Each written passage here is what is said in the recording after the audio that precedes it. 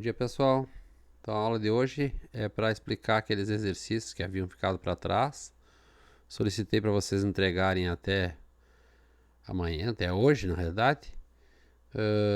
Para quem não conseguiu resolver, eu vou tentar esclarecer as dúvidas via a videoaula, tá? E se ainda persistir alguma dúvida, vocês coloquem no fórum, que eu vou disponibilizar, tá bem?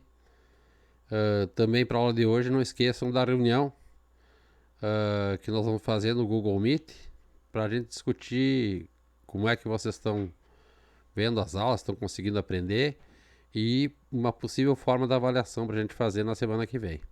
Tá ok? Então, os exercícios. O primeiro era o exercício número 19, página 54.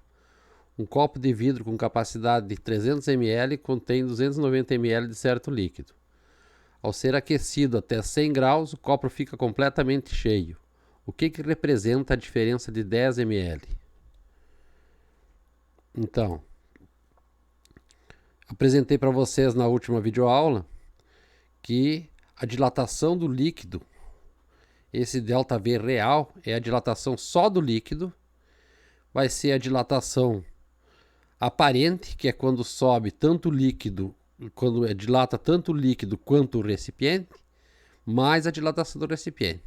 Então, se eu quisesse saber o quanto que transborda num recipiente, eu vou estar procurando a variação, a dilatação de volume aparente, que vai ser a dilatação do líquido, ΔV real, menos a dilatação do recipiente. Tá? Bom, então aqui nesse caso, como que está dilatando é o copo e o líquido ao mesmo tempo, então nós estamos tendo uma dilatação aparente. Esse 10 ml é a dilatação aparente do líquido. Por quê? Porque dilata tanto o vidro quanto o líquido. Os dois dilatam ao mesmo tempo. Tá ok? Os dois dilatam ao mesmo tempo. No outro exercício, na figura ao lado, eu tentei achar uma figura, não encontrei também na internet. Está representado um balão de vidro cheio com certo líquido, tampado com uma rolha, com um pequeno furo por onde passa um tubo fino, também de vidro, que pode servir de termômetro. Então é para ser um tubo de vidro aqui, e aqui um balão de vidro aqui embaixo, com um líquido dentro, um tubo de vidro em cima, e o líquido vai subir até uma altura H, tá? Como se fosse um termômetro. O princípio de funcionamento se baseia na dilatação volumétrica dos líquidos quando aquecidos. Observe os dados abaixo e responda.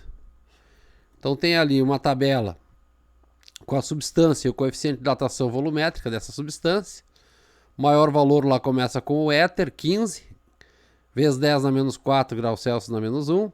Depois vem o benzeno, 12, álcool etílico 11, gasolina 9,6, azeite 8, glicerina 4,9, água 2,1, mercúrio 1,8. Na letra A, pergunta qual dos líquidos apresentará o maior valor para a altura da coluna líquida. Então, aquele que tem o maior coeficiente de dilatação. O maior coeficiente de dilatação é o éter. Então, a letra A é respondida pelo éter. Na letra B, qual dos líquidos seria o mais adequado para a confecção de um termômetro? Justifique. Bom, aqui envolve outras características, tá, pessoal? Então, a gente constrói o termômetro normalmente com mercúrio. Por quê? Porque ele vai variar um pouco menos, não precisaria uma coluna tão grande, uma coluna de líquido tão grande para fazer uma medida de temperatura. Ele tem um coeficiente de dilatação razoável, mas ele tem uma outra propriedade que também é importante, que ele é um bom condutor de calor, porque ele é um metal. Então ele recebe mais facilmente, ele atinge o equilíbrio térmico quando colocado em contato com uma substância que a gente quer medir a temperatura.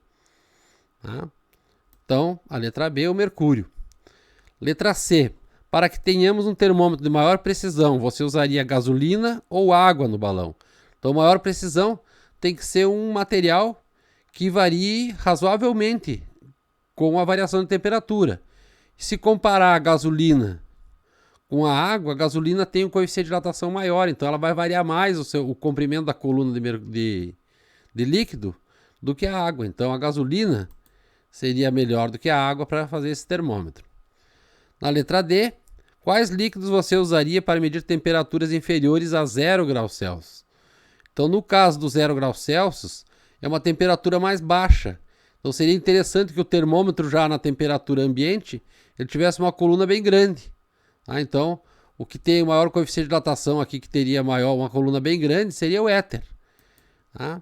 Então, quando resfriar o éter, essa coluna vai descer até quanto mais perto possível do bulbo, lá do balão de vidro, aonde a gente conseguiria medir as temperaturas mais baixas. E como ele tem o coeficiente de dilatação maior, a contração de comprimento dele também vai ser maior. Tá? Vai ser o mais preciso. Tá bem? Na número 21, o dono de um posto de gasolina do Rio de Janeiro recebeu 4.000 litros de combustível por volta das 12 horas, quando a temperatura era 35 graus Celsius. Ao cair da tarde, uma massa polar vindo do sul baixou a temperatura para 15 graus Celsius. Então, uma diferença de temperatura aqui, temperatura inicial 35, temperatura final 15. 15 menos 35 dá uma variação de temperatura de menos 20 graus. E assim permaneceu até que toda a gasolina fosse totalmente vendida.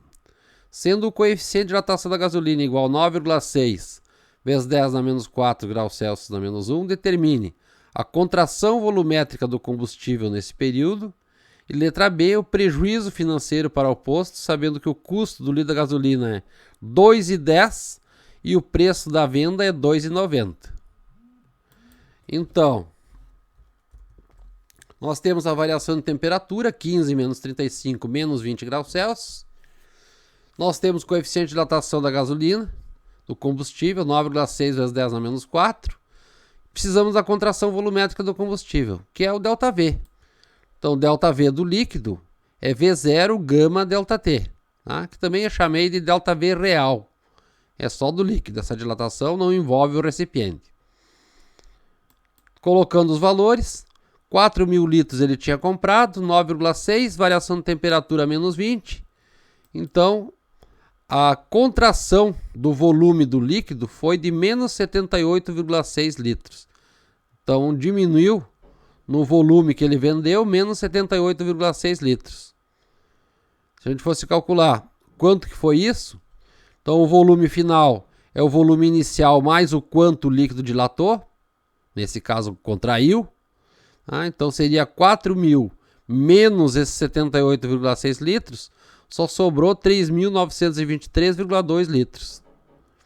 Em termos de custo, se fôssemos pensar ele comprando 4.000 litros e vendendo os 4.000 litros na bomba, ele teria um lucro de 4.000 vezes o preço que ele vendeu, menos 4.000 vezes o preço que ele pagou. Então, estaria um lucro de R$ 3.200. Como a temperatura baixou e ele perdeu alguns litros, então agora ele ia vender só 3.923,2 litros, o que daria um lucro de 3.923 vezes 2,90, o preço da venda, menos 4.000 foi o que ele comprou, vezes 2,10, o preço da compra, daria R$ 2.977,28 reais. Então o prejuízo dele foi, ele iria lucrar 3.200, lucrou só 2.977,28. Então essa é a diferença. 3.200 que ele ia lucrar, menos 2.977,28, que deu um prejuízo de R$ 222,78 reais. Só pela variação de temperatura, que caiu de 35 graus para 15 graus Celsius no dia que ele estava vendendo.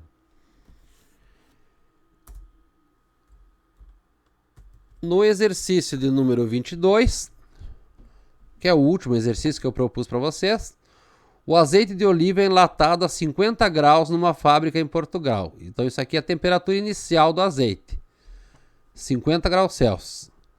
Ao ser transportado para ser vendido na Noruega, sofre uma queda de temperatura e seu volume se reduz a 5% do seu volume inicial.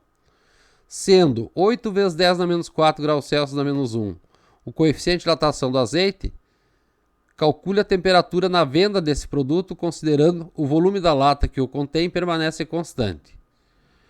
Então aqui uma informação importante é que a variação do líquido V0 gama delta T, só que o volume se reduz a 5% do volume inicial. Então, delta V do líquido é menos 5% do valor inicial, ou seja, é reduzido em menos 0,05 V0. 5% é 5 dividido por 100. 0,05 V0. Vai diminuir o volume desse valor aqui. Então, na equação da dilatação, menos 0,05 V0 é V0 gama delta T. Dá para cortar os V0, então não precisa saber qual é que é o volume inicial do líquido para poder resolver esse exercício. Sobrou menos 0,05 igual gama delta T.